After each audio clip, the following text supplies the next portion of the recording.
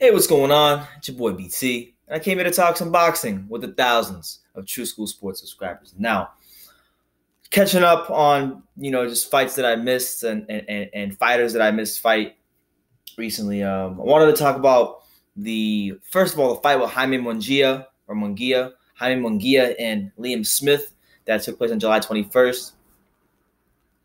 My thoughts on the fight and just Jaime Munguia moving forward. So. Obviously, for many of us, Jaime Munguia didn't really come into boxing fans' minds, most boxing fans' minds, I would say at least, until one of two instances. Either A, when he was trying to fight Golovkin as some unknown prospect, and the Nevada State Athletic Commission wouldn't sanction it, or B, when he fought Saddam Ali and just dominated him. Because he was just significantly bigger and overpowered him, and that's how he got the WBO title in that fight. But he was initially supposed to fight, or I should say, Liam Smith was supposed to initially fight Saddam Ali. Liam pulled out, and then now, as it just happened, Jaime fought the guy that Saddam Ali was supposed to fight. So he fights Liam Smith, hands down, probably the most notable name on his resume at his weight, because let's be real, Saddam Ali was never a true 154-pound fighter. He's having to run into a title that he beat Miguel Cotto for. So anyway, in the Liam Smith fight, I think what we learned about Jaime Munguia is a couple things. One, when you get a guy who's more similar to who's in his natural weight class, and Liam Smith really isn't even a big 154-pounder, but when you get a guy that's more sturdy at the weight, he becomes a bit more human. He can't just bulldoze you like he did Ali. So it was good to see him, not have to do that and actually, pick the right shots and find different ways to cut off the ring, and he couldn't just beat up on the guy without knowing that something would be coming back. So fight was good. Liam Smith early on in the rounds, he showed the ability to land the right hand. I would even say that in this fight, and in parts of the Ali fight, when Ali opened up a little bit, you saw a fighter in Jaime Munguia who I would say, yes, he's very young. Yeah, he has a title, but he's still very much a fighter in development, but very susceptible to that right hand. And Liam Smith had a lot of success finding that right hand early on in the fight, and doubling up on the jab. And, just early on in the fight, Liam Smith was using experience to win those rounds. And it wasn't until maybe the third, fourth round where Jaime Munguia kind of worked his way into the fight. But I would say even in the rounds Jaime was losing, he still, looked a threat. He wasn't landing the punches he wanted to land or with the kind of ferocity that he wanted to land. But he looked a threat. He's an explosive fighter, very much an explosive puncher. And as the fight wore on, he began to find he began to find the body shots, the head shots, and the one thing I like about Jaime is he puts his shots together very, very nicely. A lot of guys in boxing, they can throw one punch, maybe two punches, but when it comes to throwing 3, 4, 5 punches, they have a hard time putting all the punches together. So that's what I liked about Jaime in this fight, and even in the Saddam Ali fight.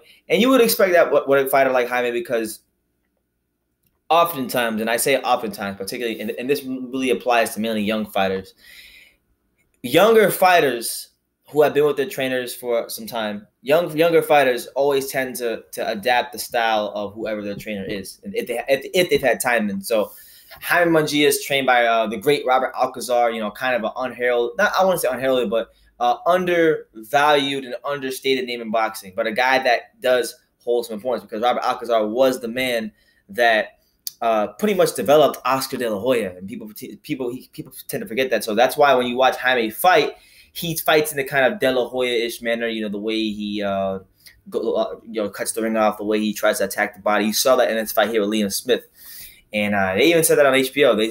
They said the same thing pretty much. So as he finally began to figure out Liam Smith after the third, fourth round, he made it more of a dogfight. He was able to lure him into some exchanges.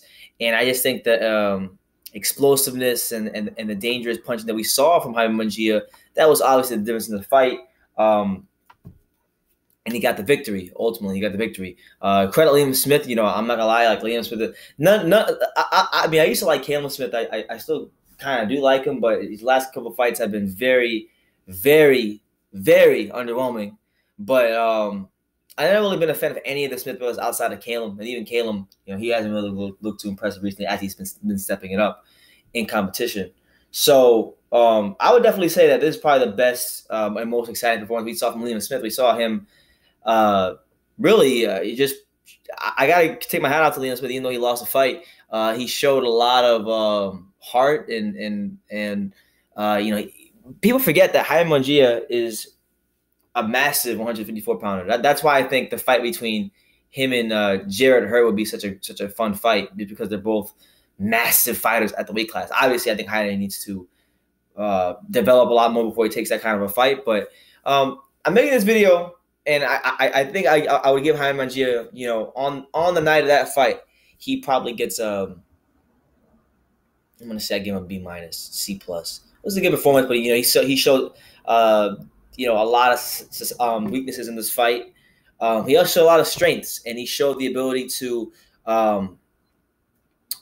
really, you know, when he's inside, particularly, you know, he had that knockdown in the 7th round where, you know, Liam Smith is in close, and he gets, you know, he gets grazed with a right hand, but then Jaime he slips to his left, and he throws left hook, and he knocks him down, and he shows that raw power and explosiveness that he does have. And Jaime Munguia, I would say this too, he's someone that, while there is a lot of things he does need to work on, like particularly defensively, maybe defensively, I think he needs to work on that. Maybe I would even say maybe his understanding of distance needs to improve a little bit. But one thing I love about Jaime Munguia is the fact that he is someone that knows how to turn his punches over properly, and that's why when you saw him duck to his left and then counter and then throw a left hook, he was able to turn it properly and put Liam Smith ultimately on his ass. So he won the fight. We ask ourselves the question, you know, Jaime is 21 years old. He's very young. Where does he go from here? Now, with Jaime, it is worth noting that, you know, the champions in his division are as follows. You have the likes of Jermell Charlo. You have the likes of Swift Jarrett Hurd. And then you have him. So, how, you know, as far as those guys, I'll tell you right now, if I'm in that division, if I'm Jarrett Hurd or I'm Jermell Charlo, I would try right now to fight Jaime Munguia. Not because I think he's trash, but because he's still very young, you see.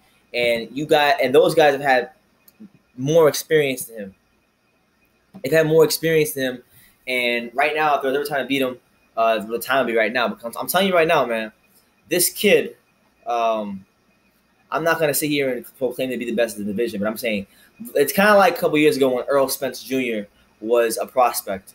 And I was saying, like, if you go back and watch those videos when he was calling Keith Thurman out when he was 15-0, if you go back and watch that video, I said, man, if Keith Thurman wants to fight this kid, he needs to fight him right now. He needs to fight Earl Spencer right now, because the longer you wait, the harder it's going to get for you. And it's the same thing with Jaime. The longer you wait, the harder it's going to get for you. And he's one of them fighters, man, like, he's a tough, rugged, and very, very explosive fighter. And, you know, his style, the way it would mesh with a guy like Jarrett Hurd. You know, Jarrett Hurd is kind of the same thing. I think Jarrett Hurd relies on the size a little more than Jaime Munguia. Jaime Munguia tends to just know how to throw better shots. I believe Jaime throws better shots. I believe Jaime doesn't have as much reliance upon his weight. And I think we saw that in this fight with Liam Smith. A lot of this wasn't just him wearing down the fighter because he was bigger. It was just the fact that he knows how to play shots and he knows how to hurt you. Hurd, I like Hurd, and I think he's a fantastic fighter, but a lot of his success is due to his size, and it's due to him being able to, you know, like, impose that weight on you, which isn't a bad thing. You know, you got to fight the fight that works for you as a fighter. But in a fight against Jaime, I think Jaime would match up very well with Jarrett Hurd. And as for Charlo, Charlo is is a good fighter, and I think Charlo. I'm still, for me, with Charlo, you know, I think he's one of them guys where, okay, we know he's definitely elite class of the division, but where in that pecking order does he fall? And how would he do it versus a style like a Jaime Munguia? He's been running his mouth a lot, saying that he's a kid and he's a prestigious champion and all that stuff. So I mean, that's a fight that I would like to see too. I don't think it'd be a makeable fight, or I don't know how makeable it will be because of Jaime's on HBO and this kid Hurd was Al Haymon fighter. I don't exactly even know Jaime's promotional situation, so I'm not even gonna act like I know. But that's a fight that I wouldn't mind seeing. I think I'm gonna end the video kind of like this with this as my closing statements. I think Jaime Munguia is a fantastic fighter. I think he's someone that you could look at and say, man, this kid's only 21 years old and he's already fighting like that. He's someone that if he develops the right way, and he's a Mexican fighter, so let's not be Mexican fighters always have a higher, if they're good, they have a higher percentage to transcend the sport than most other fighters because of the fan base Mexicans tend to have. I think he has superstar qualities. I'm not saying he's a superstar, but I think he has superstar qualities. Because when we look at traditionally what makes a successful fighter, like as far as with fans and that transcend boxing, it's always a couple things. One, the question you got to ask is, are they fan friendly? Meaning that do they have the kind of style that fans are going to say, man, I want to watch this guy fight again, or damn, this guy's fight is on rerunning on HBO, I want to watch it again. Is he one of them fighters? So that's number one. Number two is, is he marketable, and or is he from a country that tends to produce that has big fan bases? So if you aren't a marketable fighter, then you need to have a fan base that traditionally supports their top level fighters. So like fans like Mexican fans, Puerto Rican fans, or fans in the UK. If you're from one of those three places, you have a higher percentage chance of becoming a big star in boxing. That's just how it goes. Okay. So there's that, and and then a lot of it too is it comes down to luck. What kind of opponents do you have in your weight class? And I would say the Jaime Munguia, and I think Jaime Munguia has some of the best opponents in his weight class. For great entertaining fights, particularly with Jarrett Hurd. I'll go on record right now and say this before if it should ever happen. I'll go on record and say this right now. I think Jaime Munguia and Jarrett Hurd, as far as styles, as far as how they both fight, and the kind of exchanges that they can have in the ring, I think that is the most exciting matchup in all of boxing. The most exciting one, hands down, because of their styles, because of the way they fight, because of not even just that the implications the fight will have as well. It'd be an implication fight. I think that could go down as one of the best fights in boxing that boxing has seen in a long time, because the kind of punch that Jaime Munguia is, how he fights, Jarrett Hurd, the kind of fighter he is. There's no doubt in my mind that is, to me, on paper, style wise. And I know sometimes I do this and I think it's going to be an exciting fight, and it winds up being a dud. I thought the one to Corey Rhodes, Isaac Chamberlain wasn't going to be an exciting fight. A lot of people thought that fight would be an exciting fight, and that fight ultimately wound up being one of the worst fights we have seen as far as excitement in a long time. But Munguia versus Hurd, I think that's a safe bet, because Hurd is never really in. I've yet to see, since I've been following Jarrett Hurd for these last 3 years, I have yet to see him in a boring fight.